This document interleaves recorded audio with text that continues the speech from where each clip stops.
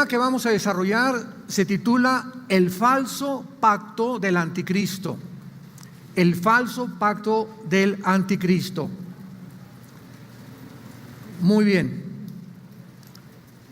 En este pasaje de Daniel capítulo 9, la Biblia nos revela que hay una profecía impresionantemente maravillosa que puede terminar con todo el escepticismo, el agnosticismo, inclusive el mismo ateísmo de las personas, porque solo Dios podía haber profetizado con tanta exactitud y con tantos detalles el acontecimiento que está comenzando a sucederse en el siglo XXI en el Medio Oriente.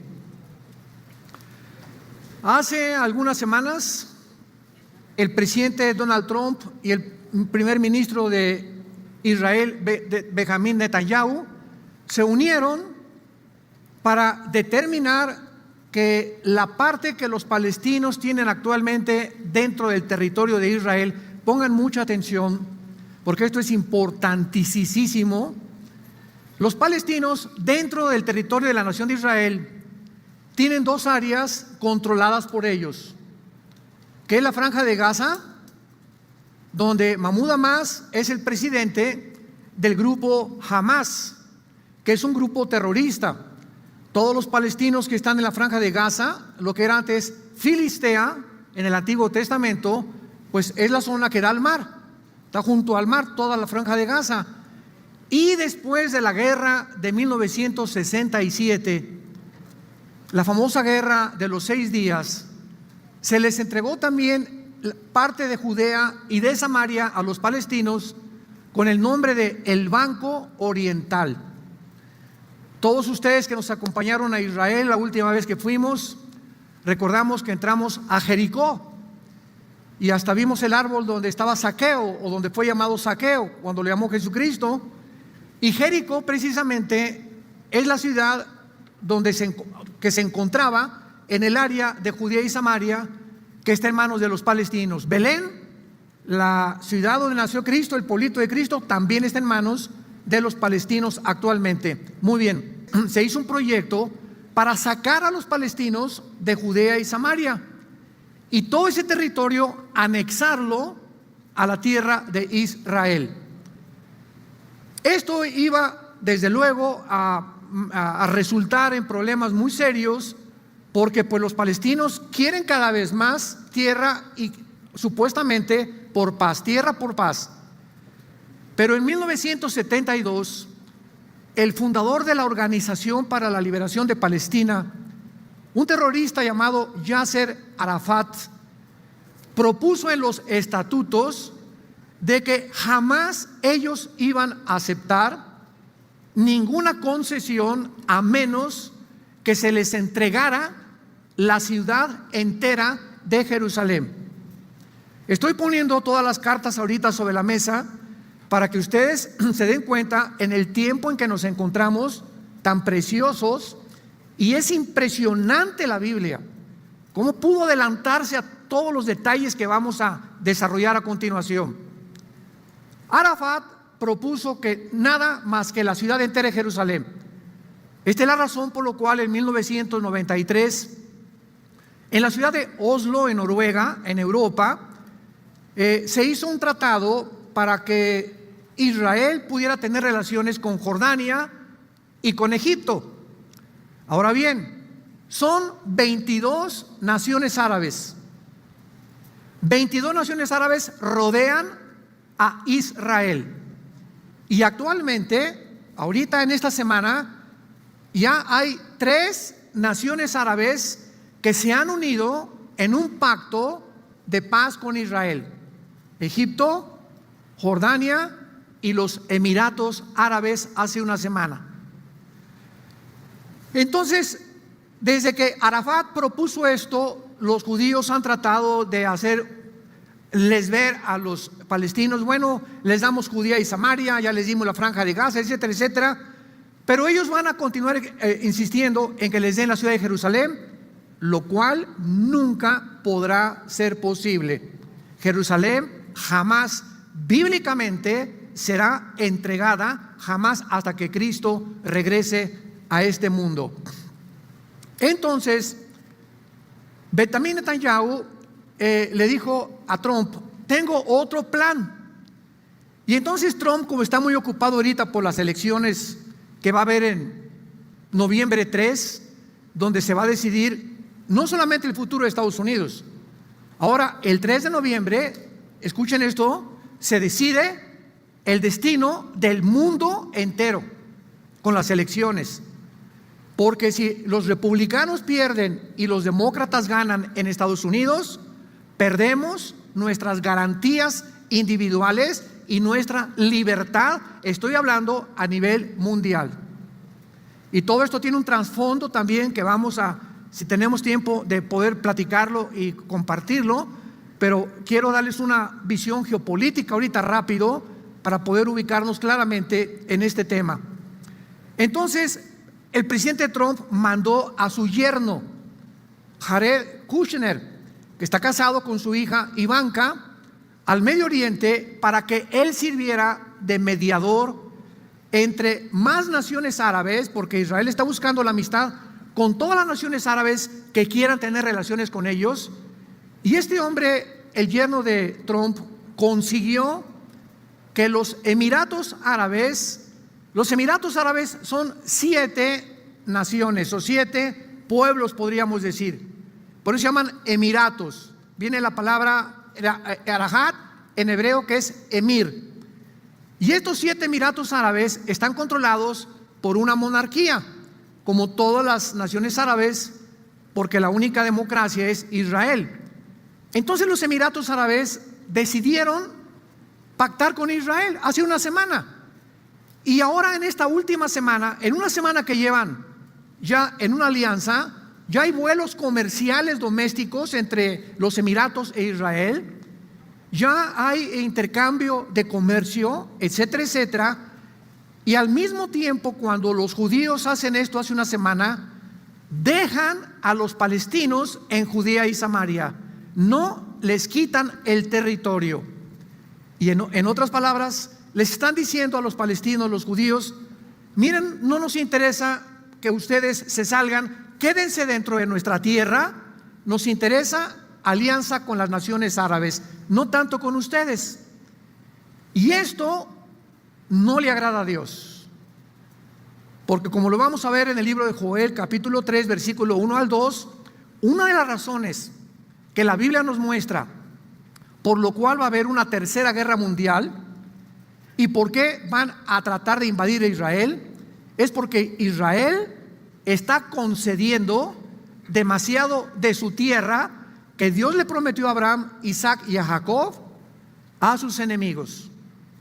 Bueno, entonces ya se quedaron ahí los palestinos en Judea y Samaria y ahora se entabla una nueva relación. Entonces, de las 22 naciones árabes que hay, ya están con Israel Jordania, Egipto y los Emiratos Árabes. Faltan 19 para que todo el mundo árabe se pudiera reunir con Israel. Sin embargo, en la Biblia, en el capítulo 9 de Daniel, encontramos esta revelación. De las 70 semanas, que la mayor parte de ustedes ya están relacionados con esta profecía, donde Daniel busca a Dios en oración en todo el capítulo, preguntándole si ahora que regresaran de Babilonia, ya se iba a cumplir el reino mesiánico prometido en 2 de Samuel 7 al rey David, donde el trono de David tendría un heredero que sería el Hijo de Dios, Jesucristo. Sin embargo, el ángel que se le aparece en Daniel 9 a Daniel no le dice que el reino mesiánico sigue inmediatamente, sino que tendrían que pasar algunos eventos antes de que el Mesías regresara. Por eso se llama las 70 semanas de Daniel. Pero como los judíos tenían semanas de días y de años, esta semana, esta palabra Shebúa, en el versículo 24, 70 semanas, Shebúa Shabú, significa semanas de años. ¿Cuánto es 7 por 7? 49. Dios le dice a Daniel: Daniel, 490 años faltan para que yo trate con ustedes como mi pueblo Israel. 490 años. Y voy a comenzar a decirte la forma en la que estos 490 años se van a ir sucediendo de una forma cronológica. Desde que se dé la orden de que Jerusalén comience a ser restaurada y levantada hasta el Mesías, habrá 483 años, o sea, 69 semanas. Y desde que se dio la orden, Nehemías capítulo 2, por el rey Ciro de Persia, Artajerjes, perdón, Ciro fue antes pero se interrumpió. Desde que Artajerjes en Nehemías capítulo 2 da la orden a Nehemías a levantar las murallas hasta Jesucristo, señores escépticos, ascépticos, agnósticos y ateos que nos escuchan, esta cronología es, bueno, a cualquiera, ¿verdad?, le vuela la mente, porque aquí se encuentran matemáticas en la Biblia que solo Dios pudo haberlas cumplido. Y precisamente desde que se dio la orden de la reconstrucción hasta que Cristo entró en un burrito a Jerusalén, se cumplieron 483 años. Muy bien. Pero la profecía que dice que tenían que ser 490 años. ¿De acuerdo? ¿Me van siguiendo? ¿Vas tomando nota? Entonces, ¿cuántos faltan? Faltan 7 años. 483 ya se cumplieron. Y entonces los judíos rechazan al Mesías. No queremos nada contigo, no, tú no eres el Hijo de Dios para nosotros, estamos esperando otra persona, etcétera, etcétera. Y se interrumpe la profecía de las 70 semanas. Y estos 7 años que faltan, Dios tiene que cumplir su palabra. Y estos 7 años que faltan son los 7 años de la famosa tribulación. Ahora, muy bien, como estos 7 años son exclusivamente para Israel, no para la iglesia, porque el plan de Dios para Israel es uno y el plan de Dios para la iglesia es otro. Tenemos en la Biblia, ustedes que estudian teología, que separar a Israel de la iglesia como dos entidades completamente diferentes. El plan para Israel se tiene que cumplir al pie de la letra y el plan de la iglesia terminará en el arrebatamiento de la iglesia. Cuando la iglesia sea sacada del mundo, Dios entonces, ya con la iglesia en el cielo y ya donde vamos a estar en el tribunal de Cristo con Él, Dios entonces se vuelve a sellar a 144,000 capitalinos, toluqueños, acapulqueños, 144,000 judíos étnicos de cada tribu de Israel. Apocalipsis capítulo 7. Entonces, esta es la razón por la cual la iglesia no puede atravesar la gran tribulación, porque Dios ahora se vuelve a Israel, ya no es la iglesia la que va a evangelizar el mundo. Cuando Jesucristo dijo en Mateo 24, y será predicado este evangelio en todo el mundo, y entonces vendrá el fin, el cumplimiento de esta profecía la van a tener los judíos, no la iglesia. Nosotros nos vamos a ir en medio de una aberrante apostasía bíblica, que es precisamente la etapa que la iglesia ahorita está atravesando. Estamos atravesando la apostasía, donde se están introduciendo barbaridades a la Biblia, herejías a la Biblia, falsos apóstoles, falsos profetas, etcétera, etcétera. Todo esto forma parte del final de la iglesia, porque la iglesia va a terminar igual que como terminó Israel, en la apostasía. Y cuando nosotros vemos que dice la Biblia que seremos como una novia virgen sin mancha ni arruga, no significa que Dios significa que Dios nos ve así, de una forma, ¿verdad? De una forma posicional en el cielo, pero abajo en la tierra nosotros todavía tenemos pecado, y a través de muchas tribulaciones Dios ha comenzado a purificar la iglesia. Y quiero decirles algo antes de continuar adelante. Con todo mi corazón se los digo: marzo, abril, mayo, junio, julio, agosto, llevamos 6 meses de una supuesta pandemia.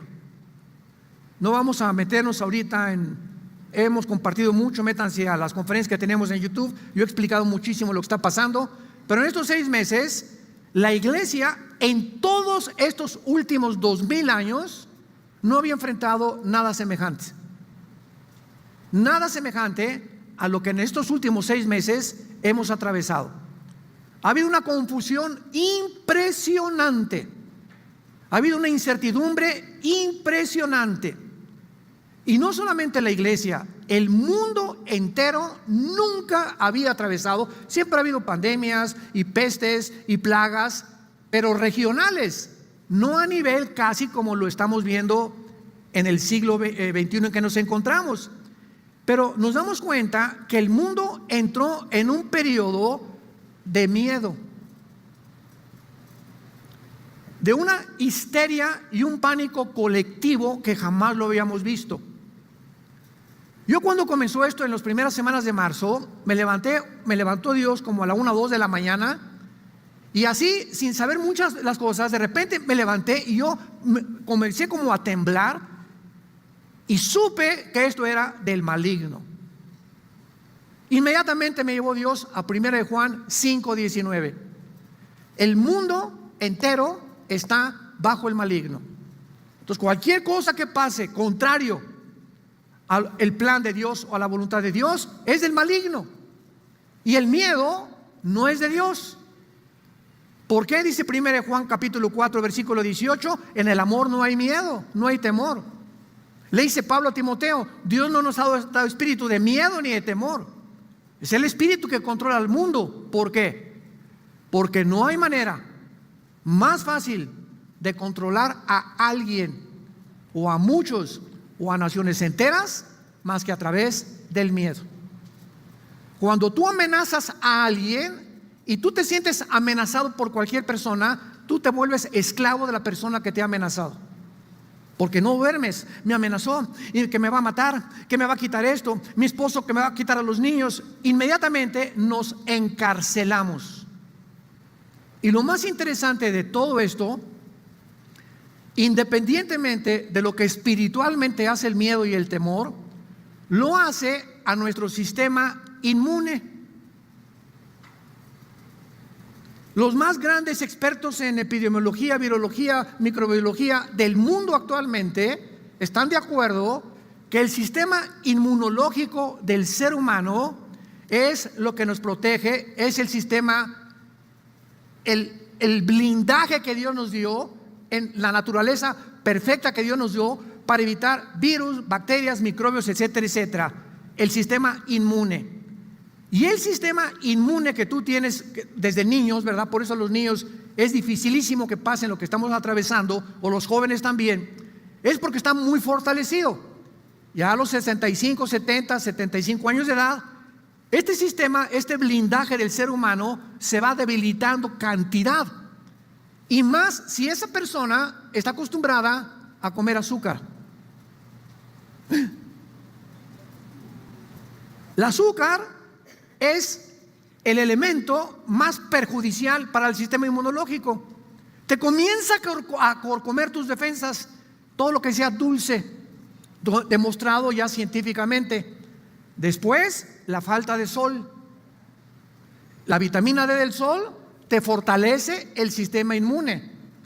Número 3, la sangre vive a través de ¿qué cosa? Pues no puedes respirar, ¿cómo puedes hablar? El oxígeno, o sea, el oxígeno es la vida de la sangre. Vivimos porque respiramos. ¿Y dónde se encuentra la mayor parte de oxígeno? En los parques, en las playas, el yodo del mar, el agua de sal, el sol. Eso es lo que nos fortalece el sistema inmune. Y de repente viene un protocolo internacional, enciérrense. Nunca en la historia se encierran a los sanos. La cuarentena es para los enfermos, no para los que están sanos. Y cuando comenzamos así a rascarle y a buscarle, decimos, bueno, ¿en qué mundo nos encontramos? ¿Será verdad? ¿Será sandía? ¿Será Y comenzamos a usar un poquito de lógica, un poquito de sentido común y a ver el mundo espiritual y vemos que hay algo detrás. Tiene que haber algo detrás. Porque ahora, después de todo esto que pase, ¿quiénes son las personas que van a enfermarse más rápido en noviembre o diciembre o octubre, cuando pasemos cierta fase de lo que estamos atravesando? Las personas que han respirado menos y las que más encerradas han estado.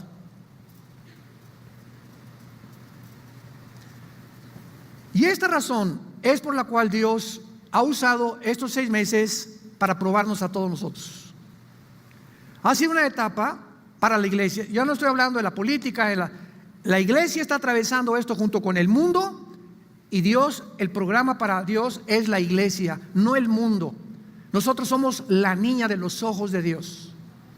Y esto lo ha permitido Dios para purificar y para demostrar que en estos últimos meses no se imaginan la cantidad de personas que se decían pastores que botaron la toalla, iglesias que no van a volver a levantarse, personas que han caído en este tiempo en el adulterio, en la depresión, en el estrés, en la ansiedad, en pastillas tranquilizantes, en la desesperación, se han encarcelado.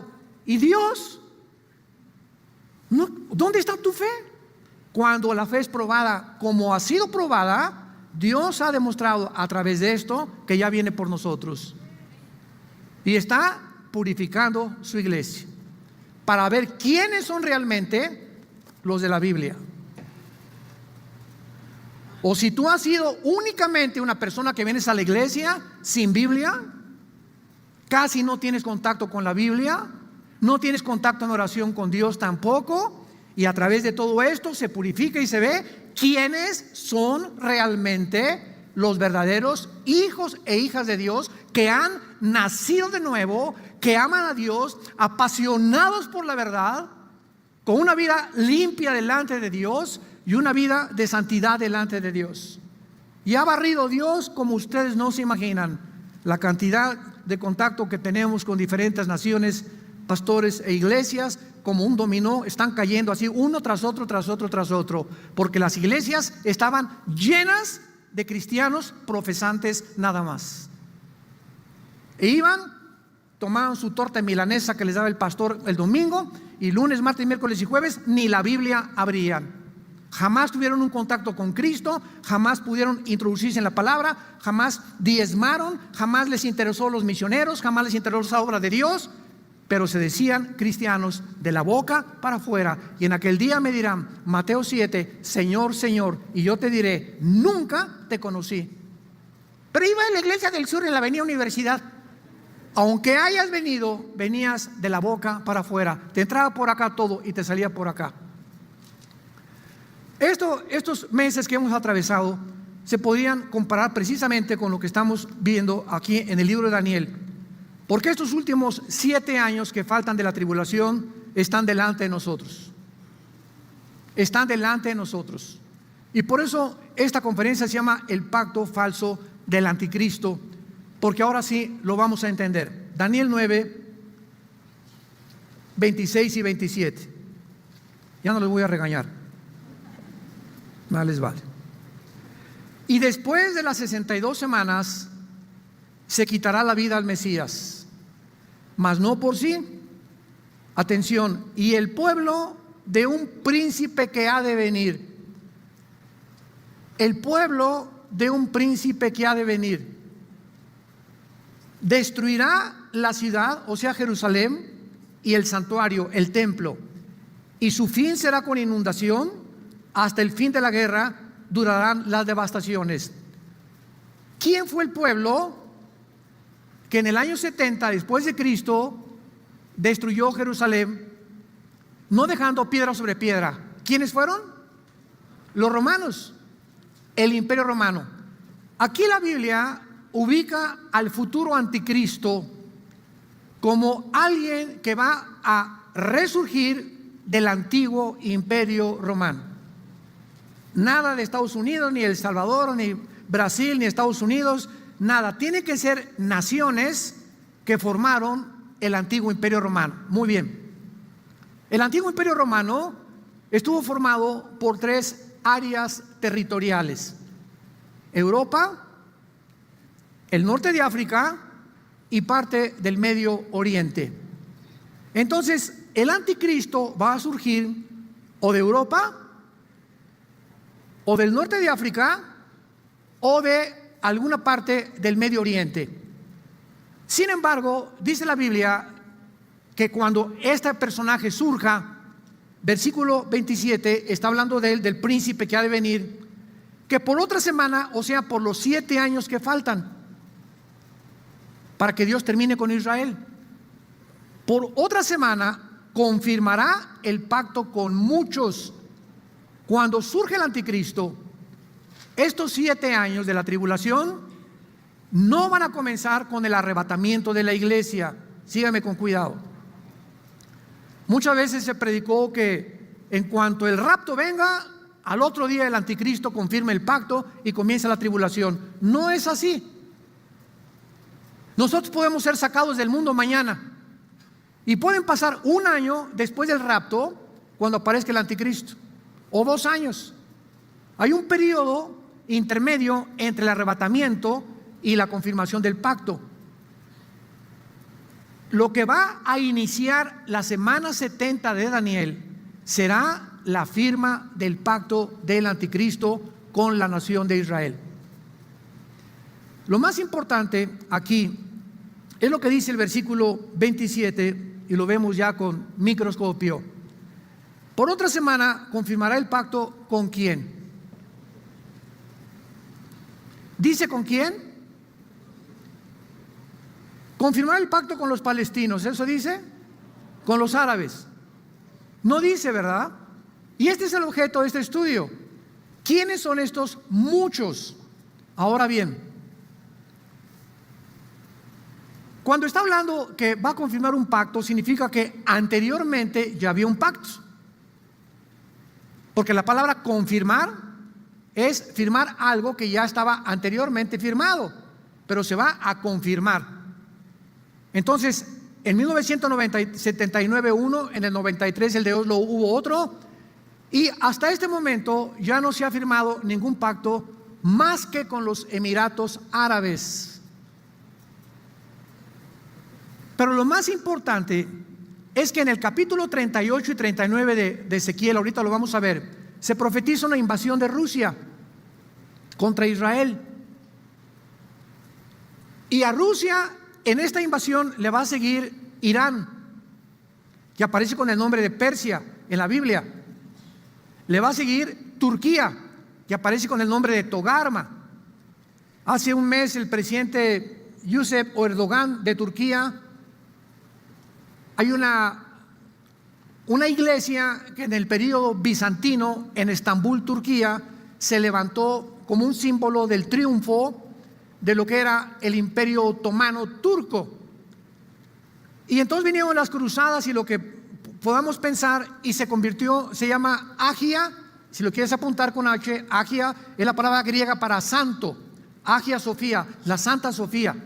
Se llama la iglesia de Estambul. Llega Erdogan hace 3 o 4 meses, y anteriormente esta iglesia le hicieron un museo.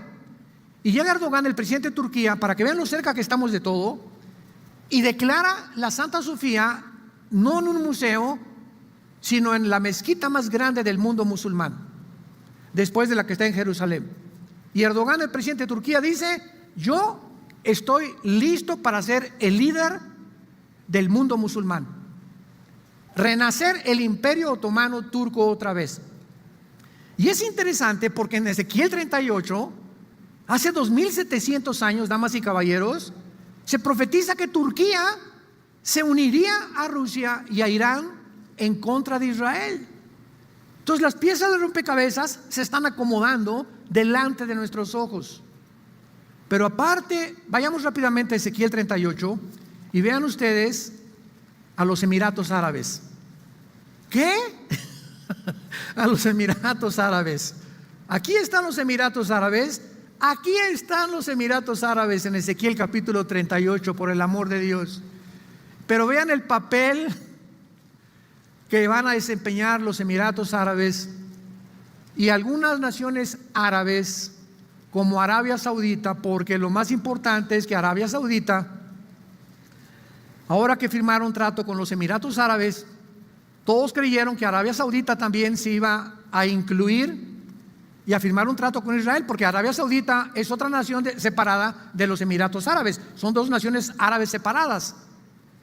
Y el monarca de Arabia Saudita dijo esto a la prensa: no vamos a firmar ningún tratado de paz con Israel hasta que los judíos firmen un tratado de paz con los palestinos.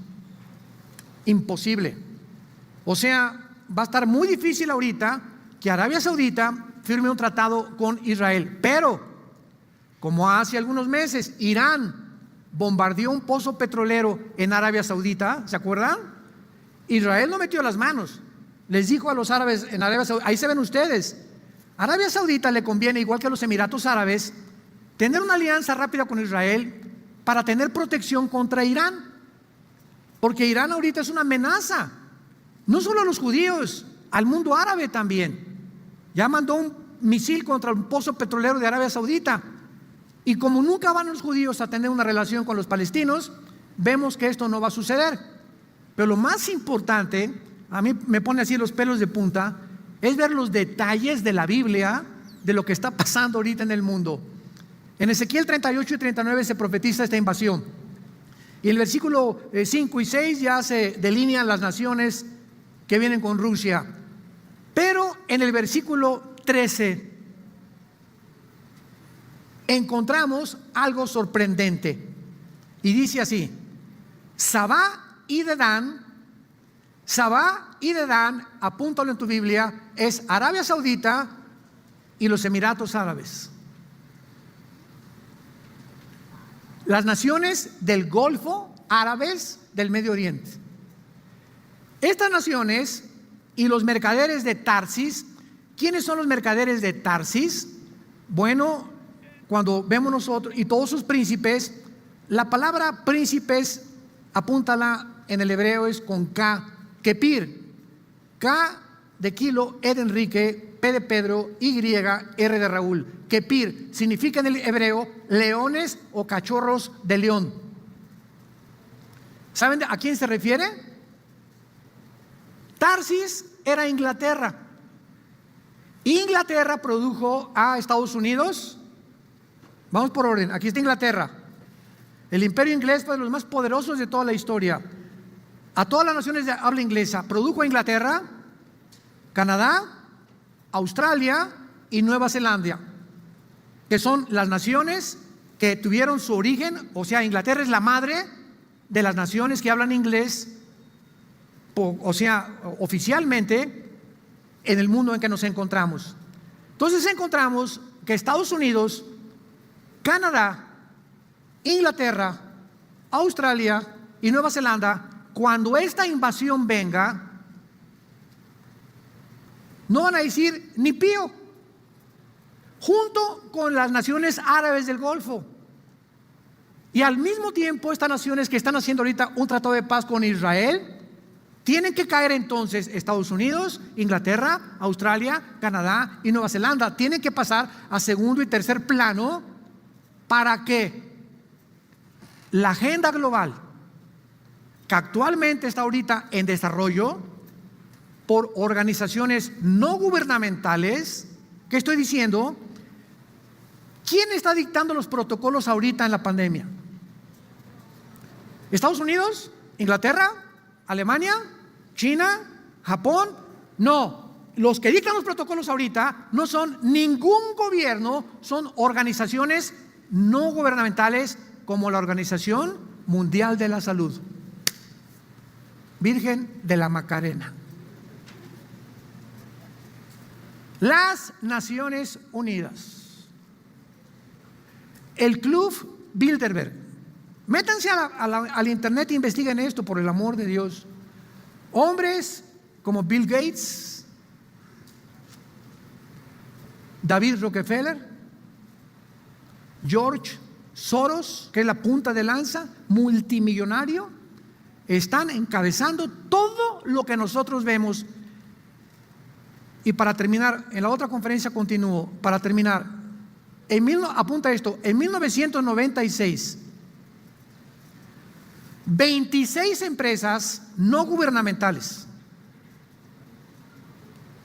controlaban el 100% de los medios de comunicación del mundo entero. 26 empresas. Septiembre del año 2020, en el cual nos encontramos actualmente. 6 empresas en el mundo entero hoy controlan todas las estaciones de radio, incluida la charrita del cuadrante. La que tú me quieras mencionar, CNN, BBC News, la que tú me quieras mencionar, radio y televisión, todo lo que son medios, están en 6 familias.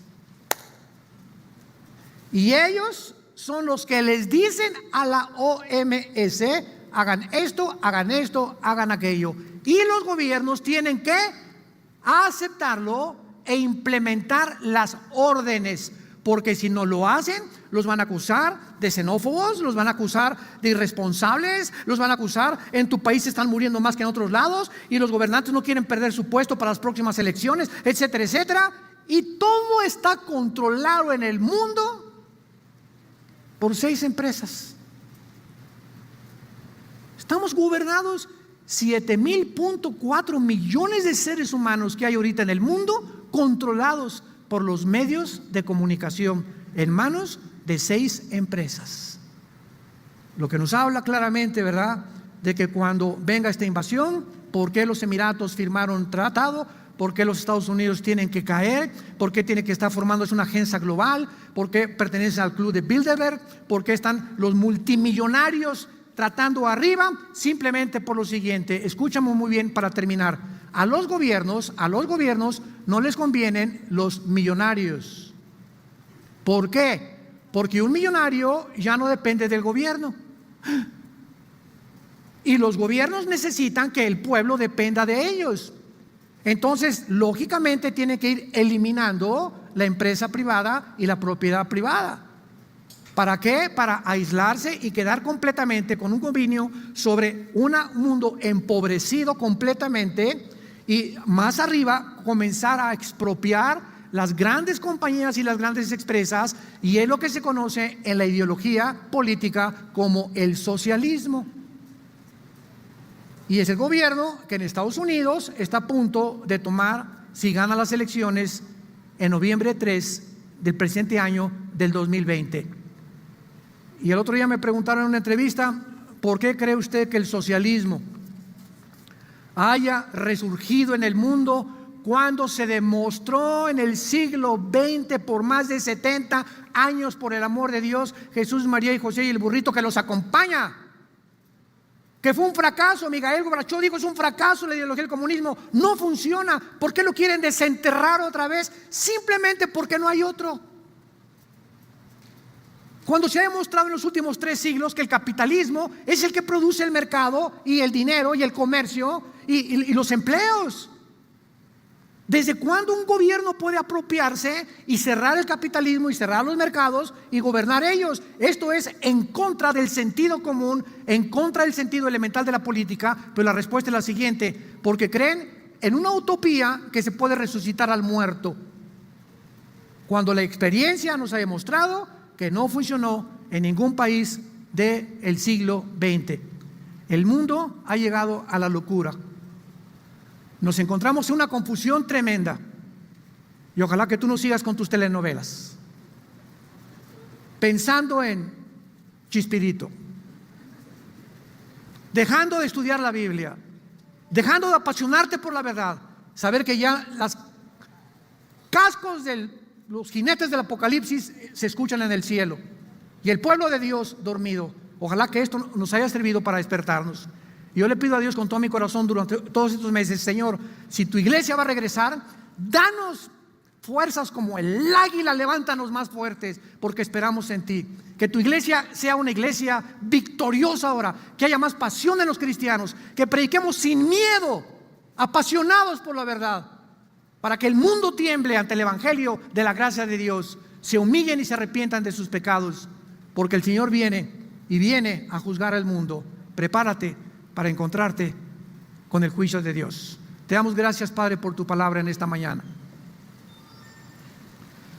Te damos gracias, Señor, porque ahora tú nos mandas que ciñamos nuestra mente y esperemos por completo en la gracia que nosotros se ha de traer cuando Jesucristo sea manifestado. Como aquel que los llamó es santo, sean ustedes santos en toda su manera de vivir. Y si invocamos por Padre, si lo invocamos y le decimos: Padre, conduzcámonos en temor durante todo el tiempo de nuestra peregrinación, sabiendo que el precio que se pagó por nosotros en una cruz no fue oro ni plata, sino la sangre preciosa del Hijo de Dios. Señor, yo te pido en esta mañana que le des a tu pueblo un espíritu de entendimiento, de sabiduría, que comprendan la esperanza a la que hemos sido llamados, la herencia que tenemos como tus santos y el poder tan importante que tenemos cada uno, que es el mismo poder que resucitó a Jesucristo de entre los muertos, para que en tu venida no tengamos nada de qué avergonzarnos, porque te lo pedimos y te damos las gracias en el nombre de Jesús. Amén. El tema que vamos a desarrollar se titula, para que lo apunten los que están aquí presentes, el falso pacto del anticristo. El falso pacto del anticristo. Para todos ustedes, esta es la segunda parte de la conferencia anterior. Di la introducción, rápidamente se las vuelvo a repetir a todos ustedes para que entremos en materia. Hace una semana todos nosotros en el mundo fuimos testigos de un pacto que hizo los Emiratos Árabes con la nación de Israel. En este pacto que acaban de hacer, en este tratado de paz, los Emiratos Árabes son 7 naciones unidas, 7 naciones, así como Estados Unidos es más de 45, 50 estados, por eso se llama Estados Unidos, porque se unieron todos los estados bajo un solo gobierno. 7 naciones árabes se unieron bajo un emirato, que es una palabra árabe, y bajo un monarca. Y estas 7 naciones, una de ellas, para que se acuerden ustedes, es la famosa ciudad de Dubái. Dubái pertenece a los Emiratos Árabes, que le han hecho mucha publicidad por la impresionante tecnología que hay en Dubái, unos edificios, una cosa, ¿verdad?, del otro mundo. Entonces Qatar también pertenece a los Emiratos Árabes, pero se unieron por primera vez en la historia y le dijeron al primer ministro Netanyahu: estamos dispuestos a darnos la mano. Esta acción o este evento hace que de las 22 naciones árabes que rodean a Israel, 22 naciones, incluyendo Marruecos, que está al norte de África, en la punta de Gibraltar, ¿verdad?, al norte está España, Marruecos. De estas 22 naciones ya son 3, para que lo vayan apuntando a los que les interesan las profecías bíblicas, ya son 3 naciones árabes que están en una relación de amistad con la nación de Israel, que son Egipto, Jordania y ahora los Emiratos Árabes.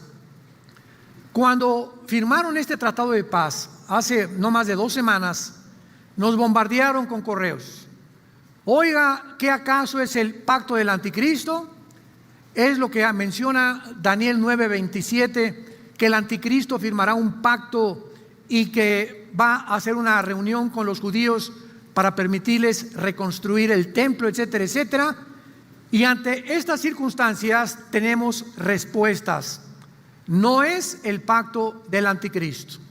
Esto es solamente un camino que se está pavimentando de una forma sobrenatural y asombrosa y que se encuentra en la palabra de Dios. Ahora bien, no todos los eventos que suceden en el mundo los tenemos que relacionar con la Biblia, porque hay muchas cosas que se llama el amarillismo bíblico, que todo lo que pasa, por ejemplo, las Torres Gemelas, cuando en el 2001 fueron derribadas por los dos aviones con los 19 terroristas árabes radicales musulmanes, pues no está en la Biblia que iba a suceder eso, pero sí está en la Biblia que Estados Unidos iba a ser debilitado poco a poco para que cuando el anticristo surja con las 10 naciones que va a gobernar, 5 de Europa y 5 del Medio Oriente, podamos darnos cuenta en qué forma el mundo está avanzando de acuerdo a lo que se profetizó hace más de 2600 años por los profetas hebreos. Entonces, este tratado de paz es muy interesante porque ahora nos damos cuenta que Israel está buscando más paz, pero ya no tierra por paz, porque anteriormente los palestinos le han dicho a Israel: nosotros firmamos paz contigo si nos das toda la ciudad de Jerusalén. ¿Se imaginan? O toda Jerusalén. Así lo estableció Yasser Arafat, que ya murió en 1972, fundador de la Organización para la Liberación de Palestina. O todo Jerusalén o no firmamos ninguna paz.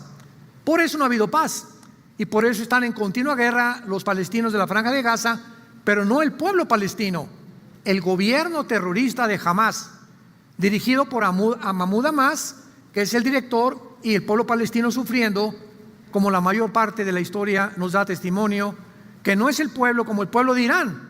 Los iraníes, no sé cuántos de ustedes sepan, las iglesias cristianas en Irán están creciendo como el número 1 en el mundo. La nación con el crecimiento más grande ahorita en el mundo de iglesias es Irán y China. Es irónico, ¿verdad? Porque son dos naciones ahorita, ¿verdad? China, pues, un conflicto tremendo comercial con Estados Unidos, e Irán amenazando a las naciones árabes, como lo hizo algunos meses el gobierno del Ayatollah Khomeini. Mandó bombardear un pozo petrolero de Arabia Saudita, y ahora los árabes, ante el temor de que Irán es una amenaza no solo para Israel, sino para ellos también, pues les conviene estar aliado con la nación de Israel. Vamos a identificar este pacto para que podamos, abran sus Biblias en Daniel capítulo 9, los que la trajeron. Daniel capítulo 9, versículo 26 y 27, que es el versículo en el que estamos basando este estudio, el falso pacto del anticristo. Y dice así: después de las 62 semanas se quitará la vida al Mesías, mas no por sí, y el pueblo de un príncipe que ha de venir destruirá la ciudad y el santuario, y su fin será con inundación, y hasta el fin de la guerra durarán las devastaciones. Vamos con calma. ¿De qué está hablando el ángel a Daniel? Porque es el ángel el que le está dando esta revelación a Daniel hace 2600 años. Mira, Daniel, Dios ha oído tus oraciones y eres muy amado por Dios, Daniel. Y en tus oraciones, que están en todo el capítulo 9, Daniel está pidiendo a Dios: oh Dios, acabo de leer a Jeremías, y en el libro de Jeremías dice que la cautividad babilónica iba a durar 70 años. Y Daniel, dándose cuenta que los 70 años estaban por cumplirse ya, Daniel comenzó a orar a Dios y a pedirle que le revelara cuál era su propósito, porque todos los judíos esperaban el reino mesiánico, el reino prometido al rey David, a Abraham, a Isaac y a Jacob. Entonces el ángel se le aparece a Daniel y le dice: Daniel, el reino mesiánico le falta todavía algunos años para que baje el Mesías y establezca su reino de paz prometido a los patriarcas, al rey David, etcétera, etcétera, porque antes de que el Mesías venga se tienen que cumplir 490 años, que es lo que significa en el versículo 24 del capítulo 9. 70 semanas están determinadas sobre tu pueblo, o sea, los judíos exclusivamente, y sobre tu santa ciudad, Jerusalén. Los judíos ya vimos que tenían semanas de días y de años. ¿Cuánto sería 70 semanas en años? 490 años. 7 por 7, 49. Daniel, 490 años faltan para que esto se cumpla, para que Jesucristo venga a establecer su reino. Muy bien. Y el ángel le dice a Daniel: desde que comience a reconstruirse Jerusalén. Acordémonos que cuando Daniel escribió esto, los judíos estaban en Babilonia, y 100 años antes los asirios se habían llevado cautivos también a las 10 tribus de Israel. Entonces, Daniel, faltan 490 años, pero escúchame muy bien, les estoy parafraseando del versículo 24 al versículo 25. Cuando comience Israel a ser reconstruida y levantar sus muros otra vez, hasta el Mesías habrá 483 años, o sea, 69 semanas. Y se cumplió cronológica y matemáticamente desde que en el libro de Nehemías capítulo 2 el rey Artajerjes de Persia dio la orden, decretó que comenzara a edificarse la ciudad de Jerusalén. Y cuando Cristo entra a Jerusalén montado en un burrito, el famoso Domingo de Ramos, ahí se cumplieron 483 años. ¿Cuánto falta para que Dios acabe con Israel? Falta una semana, ¿ok? O sea, 7 años. Y son los 7 años de la tribulación que se viene sobre el mundo. Pero como estos 7 años quedaron flotando en el aire, porque al Mesías lo rechazó Israel, no quisieron aceptarlo como el Mesías, quedó pendiente 7 años para que Dios termine su programa para Israel, porque el programa para Israel es uno, el programa para la iglesia es otro. Son dos entidades diferentes. Israel y la iglesia no son lo mismo. Romanos 9, 10 y 11, Pablo lo explica claramente, que Dios no ha acabado con Israel. Muy bien.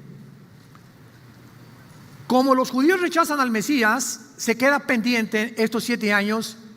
Y entonces aquí está Israel, y le dice Dios a Israel: adiós.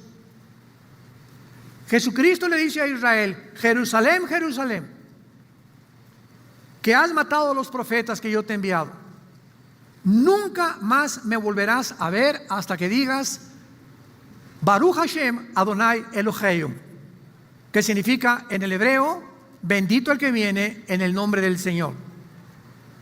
Y como Israel rechazó a Cristo, vino la destrucción de Israel en el año 70 después de Cristo. En el año 130 vino en Bar Kokhba ya la final destrucción por los romanos, y desde ese tiempo hasta 1948 Dios se volvió con la iglesia. La iglesia surge en un estado de paréntesis, en un estado intermedio que va a durar solamente 2000 años. Por eso no sabemos ahorita si viene Cristo mañana, la semana que entra, el año que entra, ¿verdad? Se perdieron muchos años cuando el Papa Gregorio cambió el calendario del lunar al solar. Los judíos perdieron cantidad de documentos en la invasión que tuvieron por los romanos. después sacaron el Mishnah y el Talmud para tratar de reinterpretar el Antiguo Testamento, etcétera, etcétera. Entonces, realmente no sabemos en qué año nos encontramos para que podamos decir, ya se cumplieron los 2000 años. Pero Dios va a terminar con la iglesia cuando venga el rapto de nosotros. Cuando millones de cristianos desaparezcamos del planeta Tierra. Y cuando van a decir, se los llevaron los extraterrestres, se los llevaron los ovnis, los que construyeron las pirámides de Egipto, las de Stonehenge en Inglaterra, las ruinas arqueológicas de Yucatán, las de Machu Picchu en el Perú. Esos extraterrestres vinieron por los seres humanos y se los llevaron. Por eso se ha estado preparando la historia para creer en los extraterrestres, para que cuando desaparezcamos, pues tengan que tener alguna respuesta al mundo de por qué de repente a las 8 de la mañana aviones chocaron porque el piloto desapareció, las carreteras se congestionaron porque los choferes de cientos de camiones desaparecieron, todos los niños en todas las guarderías y en todos los hospitales van a desaparecer, menores de edad, etcétera, etcétera, etcétera. Muy bien, entonces Dios le dice en el versículo 27, que es el tema que vamos a desarrollar, que en esta semana, en estos 7 años de tribulación, notaron el versículo 26, un príncipe que ha de venir. Está hablando de un líder que va a celebrar un pacto, a confirmar más bien, un pacto con los judíos que va a durar 7 años. Y estos 7 años se mencionan en el Antiguo y en el Nuevo Testamento, como lo vamos a ver. Un príncipe que ha de venir, versículo 26, de un pueblo destruirá la ciudad del santuario. ¿Qué pueblo destruyó Jerusalén?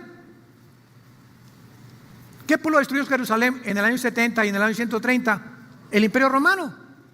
Entonces, la Biblia es clara. El anticristo va a surgir no de Toluca, ni de Lerma, ni de Atlacomulco, ni del DF, ni de Estados Unidos, ni de Honduras, ni de Guatemala, ni de Brasil, de ninguna nación más que de las que pertenecieron al Imperio Romano.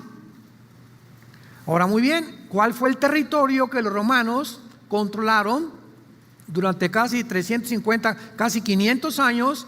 Fue Europa, el norte de África y algunas naciones del Medio Oriente.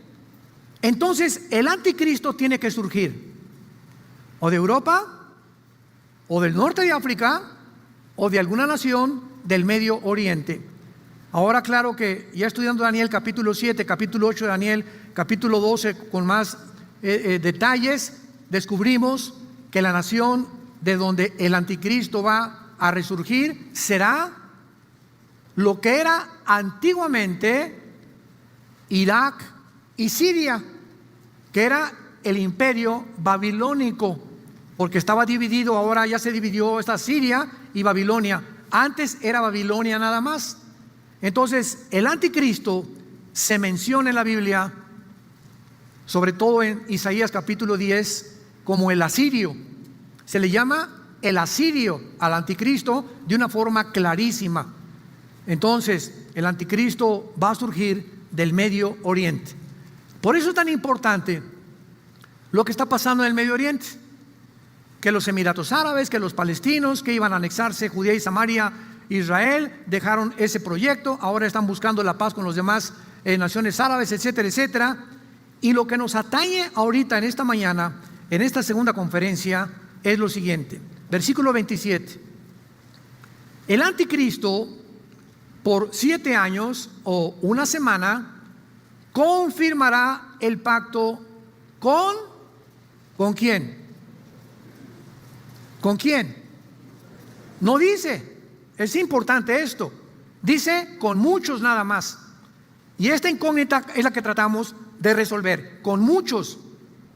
A la mitad de la semana, o sea, a los 3 años y medio que comience la tribulación, el anticristo traiciona a los judíos.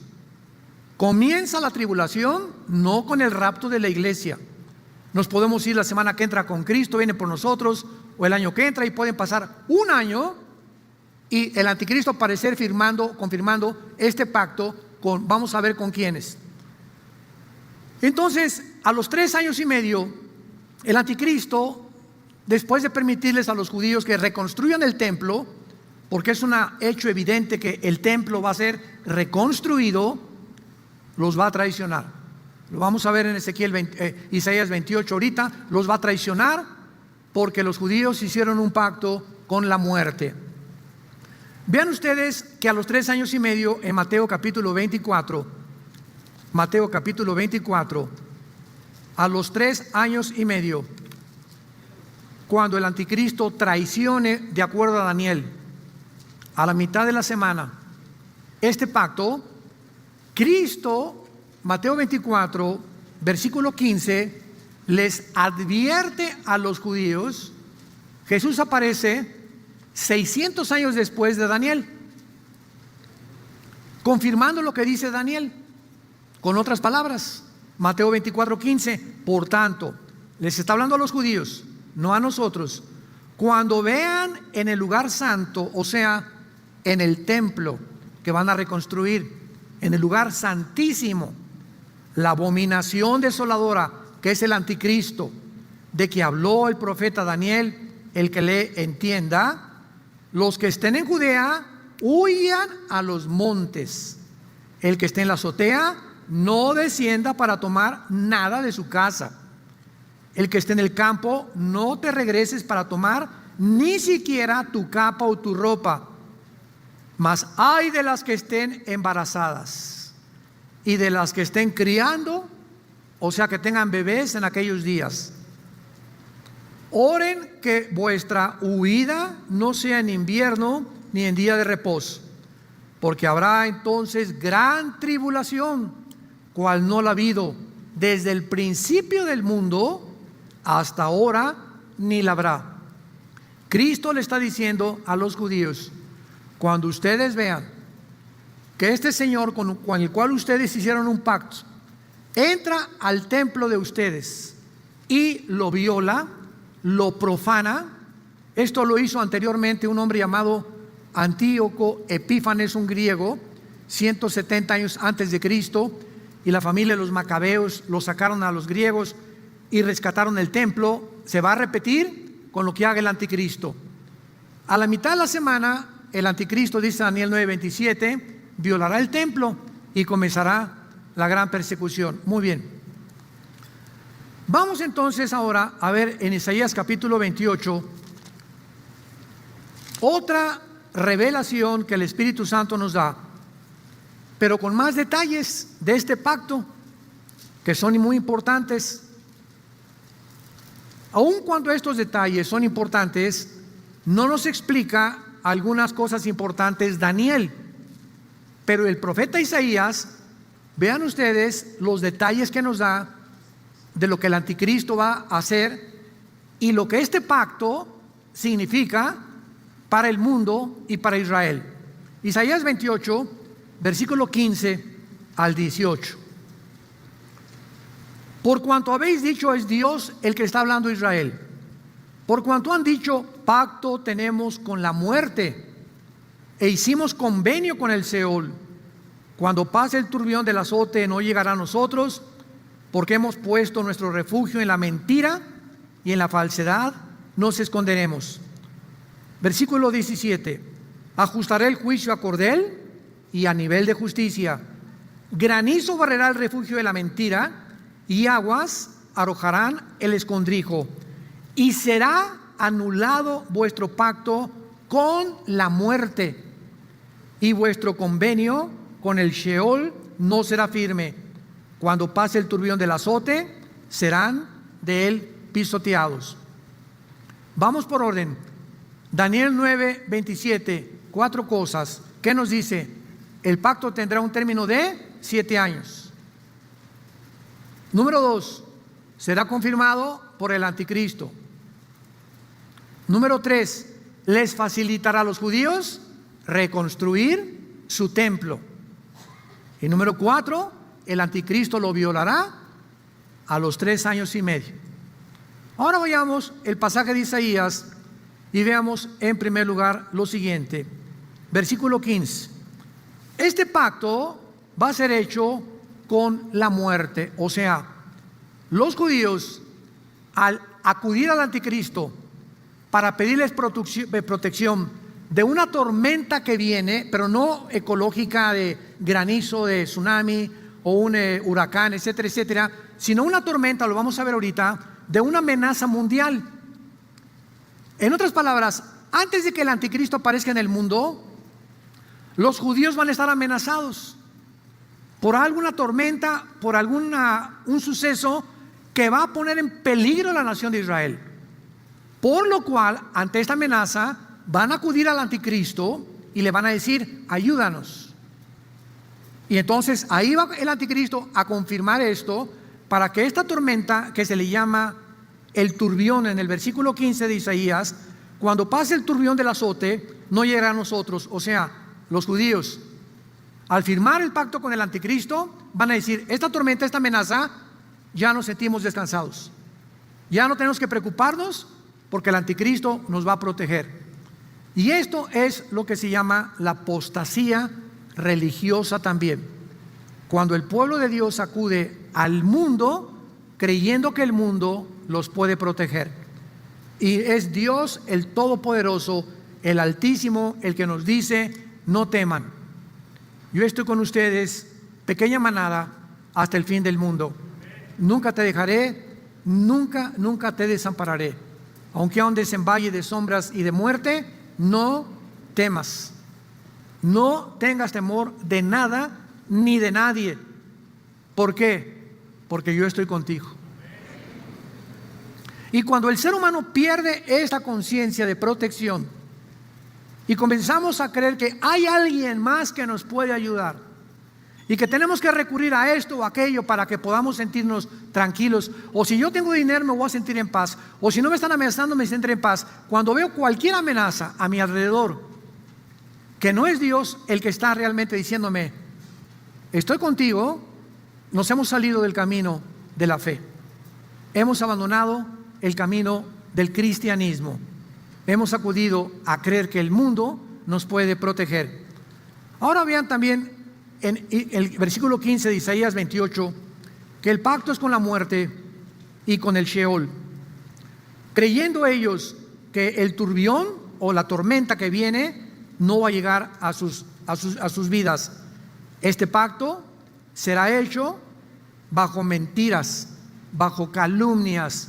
Hemos buscado refugio en la mentira y en la falsedad nos esconderemos. En otras palabras, Israel está totalmente engañado por el anticristo, creyendo que ellos serán protegidos de ahí en adelante. Cuando vengan los 3 años y medio, el anticristo los va a traicionar. Ahora bien, veamos nosotros ahora con mucho más cuidado algo que es absolutamente maravilloso en el versículo 16 y 17 de Isaías 28, que nos confirma que la razón del pacto del anticristo es la reconstrucción del templo.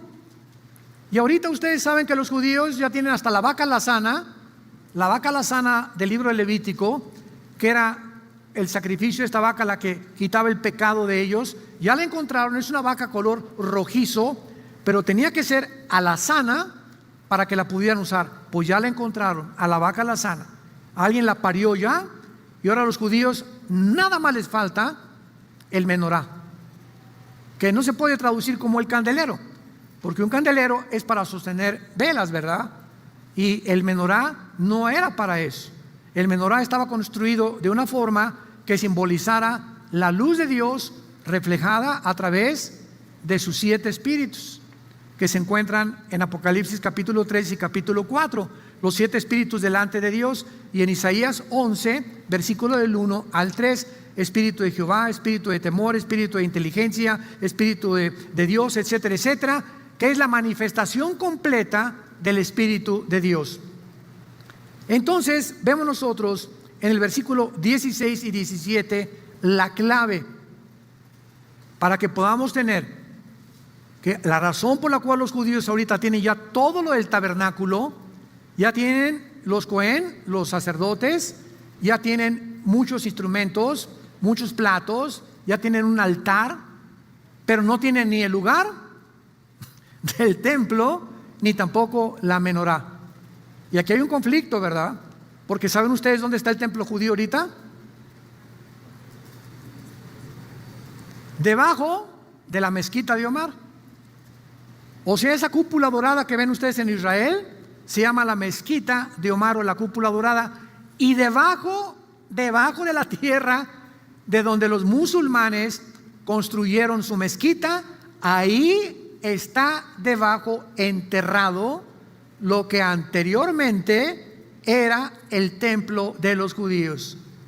Y que cuando vinieron los romanos y no dejaron piedra sobre piedra, 600 años después, el Omar Califa, en el año 607 después de Cristo, levantó la mezquita exactamente donde tenían los judíos su templo. Entonces, para que los judíos reconstruyan su templo y se cumplan las profecías, ¿qué tiene que pasar? ¿Perdón? Oye, porque si ahorita destruyen la mezquita o se arma una guerra internacional, ningún musulmán es el lugar de los más sagrados. La Meca, la Seca y la mezquita de Omar son los lugares más sagrados de los musulmanes. Y si alguien atenta, es más, ahorita el muro de los lamentos es lo que hace la separación entre el lado de los musulmanes y el lado de los judíos en Jerusalén. Tú vas al muro de los lamentos a Jerusalén, los que nos acompañaron la última vez, antes de entrar al muro te ponen la kipá de cartón. Tú tienes que entrar con una cachuchita aquí arriba en la cabeza, ¿verdad? Protegido. ¿Por qué? Porque es el símbolo de la protección de Dios, de acuerdo no a la Biblia. Eso no está ni en la Biblia. Es más, la Biblia nos dice en 1 Corintios 11 que no es correcto que el varón se cubra la cabeza, no cuando andas en el campo ni mucho menos, sino cuando estás adorando a Dios. Pero vemos cómo tergiversaron el Antiguo Testamento ellos. Entonces, el muro de los lamentos tienes que entrar cubierto, y los judíos ante el muro comienzan a orar así, y luego traen oraciones enrolladas en papelitos y los meten en las hendiduras de las piedras que están en el muro de los lamentos, porque ellos saben que cuando el Mesías venga va a encontrar las oraciones incrustadas en las piedras del muro donde ellos oraron. ¿Por qué tiene que estar haciendo así? Porque en el Antiguo Testamento dice, ¿verdad?, que no se pueden dormir. O sea, es una manera en la que ellos mantienen que están activos, ¿verdad?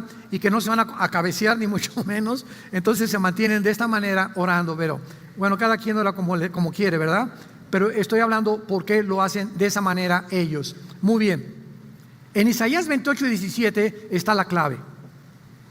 Por tanto, Jehová el Señor dice: he aquí yo he puesto en Sión por fundamento una piedra probada, angular, preciosa, de cimiento estable. El que creyere, no se apresure. Ajustaré el juicio a cordel y a nivel la justicia. Granizo barrerá el refugio de la mentira y aguas arrojarán el escondrijo. Aquí tenemos versículos que identifican la razón por la cual es llamado un falso pacto, que no va a traer una paz genuina y una paz falsa, y esto porque va a ser hecho bajo la mentira, bajo la falsedad. Y la primera clave que encontramos, la encontramos en estos versículos. Subrayen, los que se acordaron de traer la Biblia, en el versículo 16 y 17, estas palabras: piedra probada, piedra preciosa, cimiento estable, cordel y nivel de justicia. Estos son términos que definen o que se asocian con la construcción. ¿Y de qué está hablando aquí? De la construcción del templo judío. Para construir un templo, primero, o un edificio, se necesita una piedra probada. La piedra del ángulo se llama, ¿verdad? Cualquier arquitecto que nos visita sabe que hay una piedra que se llama la piedra angular, donde los cimientos de una construcción se ponen.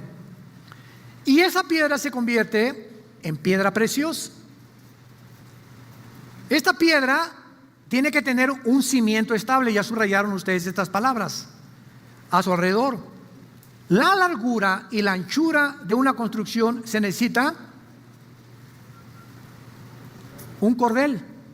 Un cordel, también lo subrayaron, ¿verdad? Y la exactitud vertical de una estructura está determinada por una plomada para regular los niveles de las construcciones. Y este mismo contexto es como una advertencia a los burlones judíos, porque iban a ser arrastrados ante un pacto completamente equivocado. Y vamos a terminar en Apocalipsis capítulo 11, donde ya se nos confirma que el anticristo permite la construcción del templo para que puedan firmar entonces este tratado de defensa que nadie va a volver a quitarles cuando él mismo lo traicione a los 3 años y medio. Y para terminar con la frase anterior, ¿qué tiene que pasar para que reconstruyan el templo los judíos? Lógico, tiene que pasar una guerra que tal vez nosotros la vamos a ver. Va a haber una guerra en el Medio Oriente. Ahorita Irán y Turquía están furiosos con el pacto que hicieron con los Emiratos Árabes, pero furiosos. El presidente Erdogan dice que él es el líder del nuevo imperio otomano musulmán turco y que lo que hicieron los árabes es una traición al mundo musulmán.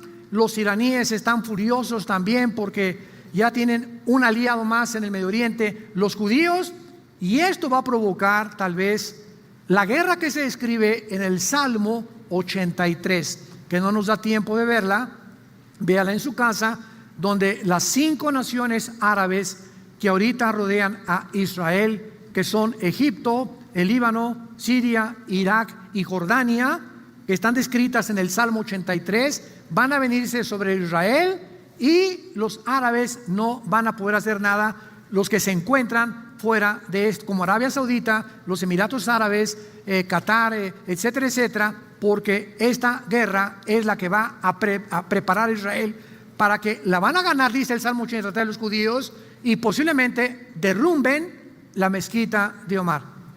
Y entra el anticristo con poderes sobrenaturales, con el falso profeta, y les dé permiso a los judíos de poder levantar la construcción del templo. Y lo dice Apocalipsis 11, 1 y 2. Dice el apóstol Juan: me fue dada una caña semejante a una vara de medir, y se me dijo: levántate y mide el templo de Dios y el altar y a los que adoran a él. Acordémonos, el acto de medir significa el inicio de una construcción. Tú no puedes tener una casa sin que sepas cuántos metros cuadrados tiene el terreno. Bueno, tengo 600 metros cuadrados, vamos a hacer una construcción en mi casa de 400 metros cuadrados y los otros 200 los dejamos para el jardín. Pero si no se hacen medidas, ningún arquitecto puede levantar ningún edificio. Y cuando se le dice a Juan: mide el templo, nos damos cuenta que ya están en el pacto del anticristo, porque el versículo 2 dice así: pero el patio que está fuera del templo, déjalo aparte y no lo midas, porque ha sido entregado a los gentiles y hollarán la ciudad, o sea, la pisotearán Jerusalén 3 años y medio, que son 42 meses. Aquí nos encontramos ya en una profecía donde el anticristo da permiso de que se mida el templo, que se levante el templo, pero después es entregada la ciudad de Jerusalén a los gentiles, a los que no son judíos, por 3 años y medio de la gran persecución. Cuando nosotros ya no estamos aquí, adiós mundo cruel, ya nunca te veré. Estamos viendo las profecías delante de nuestros ojos, amados pueblos de Dios. Hemos atravesado estos últimos 6 meses bajo una purificación de la iglesia. En estos últimos meses Dios nos ha pasado por el fuego a muchos. Los que en estos últimos 6 meses de esta famosa pandemia, con todo lo que pueda estar detrás, conspiración, lo que se le pueda llamar, vamos a concentrar nada más en nosotros. Los que han pasado por este fuego en estos últimos 6 meses han demostrado si son o no son. No se imaginan, en Inglaterra 15,000 suicidios en 2 meses. En Australia más de 8,000 abortos. No hay ninguna estadística de las muertes por depresión, por abortos, por divorcios, por abusos infantiles, por alcoholismo, por drogadicción. Ningún medio de comunicación, no más que COVID.